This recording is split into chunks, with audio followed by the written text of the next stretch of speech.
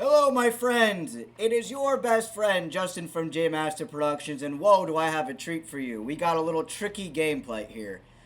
This is a pretty old game, probably from about 20 years ago. It's snowboarding. It's very entertaining to watch. So I'll give you guys a little bit of entertainment as you listen to me rave and rant.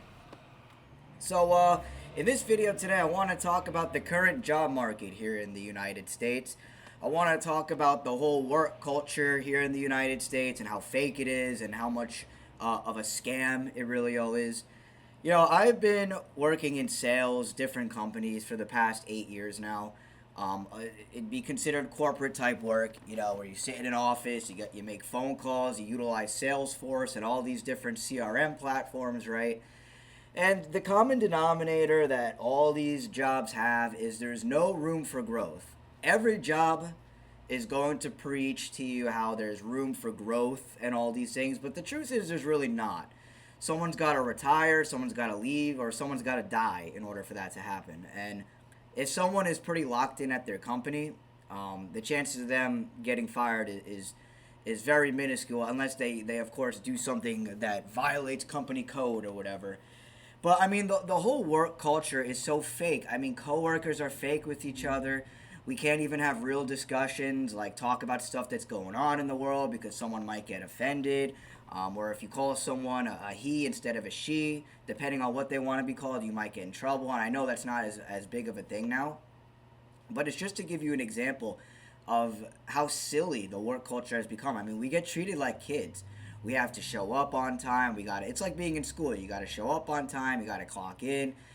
You got to do your work instead of just sitting there and learning. I mean, some of it is if you're in training, but you got to sit there and you got to, do your job, whatever it makes, sales calls, do computer work, or whatever it is that you do in these offices, right? Do work for your CEO, your boss. Maybe you're his assistant and you just get him coffee and fill out some paperwork, make some calls for him, whatever it might be. You see, the person at the company that really benefits is the owner. No matter what company it is, what industry you're in, it's always going to be the owner that's benefiting and making all the money and kicking scraps down to the employees. And I understand we live in this capitalistic society where it's set up that way. And oh, if you work hard and you work smart, then you're going to be the one collecting all the money. You're going to be the one who is the boss and telling people what to do, and no one's going to be yelling at you if you show up later, if you want to take a day off, right? And that's really what it's come down to. You see, the problem is the American people and the world for that matter, not just Americans, we think money is God, right? We think fiat currency, a piece of paper that can collapse at any given day. A lot of us think it's God. We spend 60 years of our lives working, maybe we'll retire, just to get a piece of paper that devalues and is constantly losing its value over time, and it's not keeping up with the cost of living, with inflation and all that, right? The purchasing power of the U.S. dollar and all currencies around the world loses its value over time, which is why the average everyday person is struggling to make ends meet, which is why home prices, I mean, people in my generation, we're not even thinking about buying a home because we just can't do it. I live in New Jersey. The average home cost is like $500K, and no one around my age, no one even has a job where they make even close to that money, because a lot of these jobs start you out at 50K if you're lucky, and 50K is basically the average American salary. It's probably even less than that, but let's just say the average is 50K. How can anyone even live, not only to support themselves, but if they have a significant other, if you have kids especially? I mean, how are you supposed to afford it? If in New Jersey the stats are you have to be making at least 90K to live comfortably. And that's being a single person. So imagine you have a family. Imagine you have a significant other. You're going to have to make at least 200K with kids if you want to live comfortably. And quite frankly, most people don't have a job where they make 200K. I mean, our jobs, none of these jobs out here, even if you have like 10 years experience, you're not going to get paid 100K off the bat. It's very, very rare, right? And it's become a joke with a lot of people in my generation, because I'm in my late 20s here, right? And the joke is, if you look on job boards, you look on Indeed, the job board will say entry level and that attracts a lot of people, right? Because we got a lot of college kids looking for jobs, right? And then it'll say entry level, but 5 years experience, and they want to pay you an entry level salary, right? That's how these companies operate. I mean, everything is just a giant scam. These companies don't give a damn about you. And listen, I've been through a lot of these companies. Like, they don't care about you. You could quit. They don't really care. You could get fired at any given moment because the company needs to make cuts, especially because of AI right now. It's happening a lot with all these massive job cuts going on. The work culture here is very, very cruel. It's cutthroat. Let's put it that way. You can get, like I was saying, you can get fired at any given day, even if you're a top performer and the company needs to save money for whatever reason, and they need to cut you. I mean, they're gonna do it. You're just a number, just like you're just a number to your government. And people think the government cares about them. The government taxes you half to death. I mean, half to death. They steal like 20 to 30% of your income, right? Depending what friggin' tax bracket you're in. They steal your income. They market poison to you all the time. They lie to you all the time through about narratives and stuff going on in the world, and they keep secrets from you. But you sit there and you think the government cares about you? I mean, it's ridiculous, man. Taxes, which I always speak about, are unconstitutional, okay?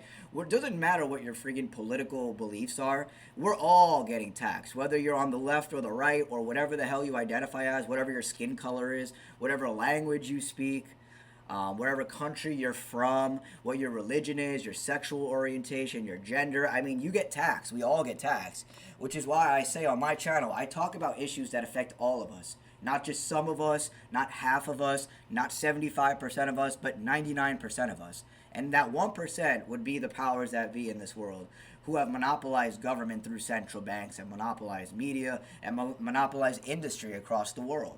And they've created a toxic work environment to exhaust the average American. Get up, wake up, show up at 8 a.m., leave at 6 p.m. In the wintertime like this, right? You never see the sunlight. You wake up, it's dark. You leave work, it's dark. It's all to exhaust you. It's all to make you unhealthy. You're getting a lack of sunlight. You're not getting fresh air, taking steps outside. Again, depending on your job, But most of us are doing jobs that we sit down. I mean, the blue collar field is not cool anymore. I know a lot of young men are making a shift to it. And to be honest, I wish I went that route when I got out of high school. But I went a different route, and it is what it is. But, I'm speaking for the average American here, not taking enough steps, probably not eating very healthy either, having to eat fast because you got a half-hour lunch break, and then right after you don't get to go for a walk, you sit your ass right back down, stare at a computer screen, stare at all this blue light all day, have these fluorescent lights that are all bad for your eyes, work around people you hate, work for a boss you more than likely don't like. I mean, let's be real, and I say this all the time, we show up at our jobs because they're paying us, and we need fiat currency to survive in this world. And that's the issue. Is a lot of Americans and a lot of people in general, just around the world, are in survival mode. That's why people are so deceived. That's why people are such walking zombies and such sheep that follow what the flock does. Because everyone is in survival mode. People just want to be able to pay their rent for the month, their mortgage. They want to be able to afford groceries for themselves, for their family. They need to be able to pay the electric bill. And I'm in New Jersey, mind you, and it's skyrocketed my electric bill these past few months, paying upwards of $100, and I live alone here in my apartment. You got your phone bill, maybe your gym membership, subscriptions, stuff like that.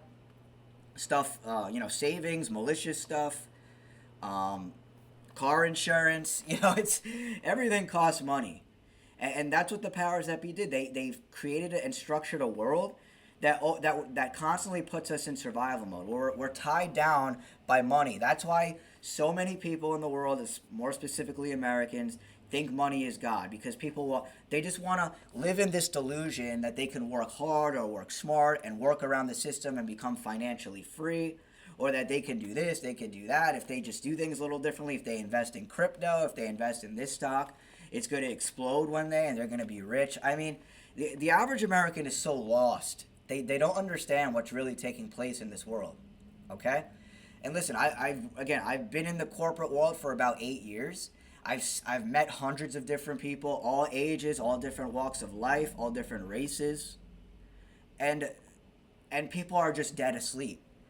I mean, people way older than me, just dead asleep, totally sold on the system. They think the system we live under will thrive for forever and all of eternity. It's very clear the system is changing, and very rapidly now with the advancement in AI and technology. Listen, AI probably won't take over every single job, but it's going to completely change our lives. It's going to take over a lot of jobs, and a lot of people are going to be out of work. And the billionaires and the World Economic Forum is already talking about universal basic income, which is equivalent to living in a communist society, right? A lot of people, younger people especially in the United States that are more extreme right wing, tend to want um, I'm sorry, left wing, excuse me, that are very people that lean very left wing don't mind communism. They think it's like fair opportunity and all that. Sounds good on paper, but there's always a catch, right? And the catch might be, well, you can only make a certain amount. You can only use a certain amount of your electricity, drink a certain amount of water every week, eat a certain amount of food every week, flush your toilet a certain amount, use your sink a certain amount, take a bath a certain amount. There's always going to be a catch with these people. Nothing is free. There's always a catch. But the billionaires and major corporations are discussing a universal basic income, and it's interesting how we have that all tied in with the digital ID that's coming, so that you can be tracked and traced wherever you go. Maybe this digital ID is going to be a part of you, along with 6G technology and the advancement in AI, and we're not going to be able to. We're going to be in a digital prison, is what I'm trying to tell you. We're heading into a digital prison. It'll probably be here by 2030, hence Agenda 2030. And people just are sleepwalking right into it. Because why? People are in survival mode. People are showing up to their job from 8 to 6, whatever it might be, because they need to make ends meet. People lack the imagination to imagine a better world. And it's really, really sad that people lack the imagination for a better world, but this is just how it is. My parents are in their mid 60s, and my mom's retired. She just retired recently, but my dad is still working. He doesn't know if he can retire, right? Do I want to end up like my dad has made a pretty good life for himself, but it hasn't been enough to where he could just retire, right? And do I want to be like that? Do I want to continue working the next 30 years of my life just to maybe retire, and be worried about it? No, I don't. And still having to maybe get a part-time job once I retire, because that's what a lot of retirees are doing. My parents are sitting on a home that's worth $1 million practically. Um, I don't listen. I don't know who's going to be able to afford to buy that. It's probably going to be an older person, because I think the median age right now is in the 40s or maybe even 50s to buy a home, which is crazy, because in the 1990s it was like my age basically, like around 30 years old. People were first time home buyers. So when it comes to this work environment that the powers that be have structured, I don't mean to go off topic, because I know I always divert a lot, but I'm trying to get people to see a bigger picture here. These jobs that we all do are dead end jobs. I mean, there's little to no room for advancement. For you to get a raise is very hard, unless you're like a top 1% in your field. The dollar is constantly losing value. Inflation is constantly going up. There is no plans to bring the prices of everything back down. Trump's been president for a year, and nothing has gotten more cheap. Everything is more expensive. People are going to always have their excuses for Mr. Trump and say, well, it's only 1 year, Justin. Trust the plan. Give it time, and things are going to get better. It's better than Kamala Harris. And all these bullshit excuses that people have for these politicians out here. But people are just dead asleep, man. I don't know how else to put it. I mean, people, they show up to a job they hate. They pay taxes that are unconstitutional. They make barely enough money to make ends meet. The dollar is constantly losing its value, because we're in like $40 trillion of debt that's never going to get paid back. People want to show up to a job they hate, which in turn affects their mental health and everything that I said earlier. Lack of sunlight, barely walking around, always staring at a computer screen, around people you hate, eating bad lunches, not exercising enough, feeling all fatigued and tired after you work, right? So, I mean, the American people, again, they are stuck in this, like, survival mode where it's like, people are afraid to quit a job they hate because they need the money, right?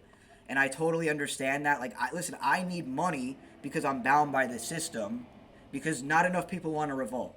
I could talk about it all day until I'm blue in the face, but no one does anything. There's plenty of people I come across who know and understand these things, but they don't really do anything about it. There's nothing that's being done. We need the vast majority of the American people to rise up. Stop showing up to your job. Stop paying taxes. What are they going to do? Like fire all of us, put us all in jail? Just stop feeding the beast. Stop voting for these politicians. Stop giving them any attention. Stop donating to these corporations and these quote unquote charities. We keep feeding the beast.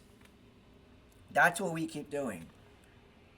Tell, if you're a religious person, go tell if your pastor, your preacher, or your rabbi, or whoever doesn't talk about truth with you and just talks about feel good stuff, leave that establishment immediately, because you're getting misled.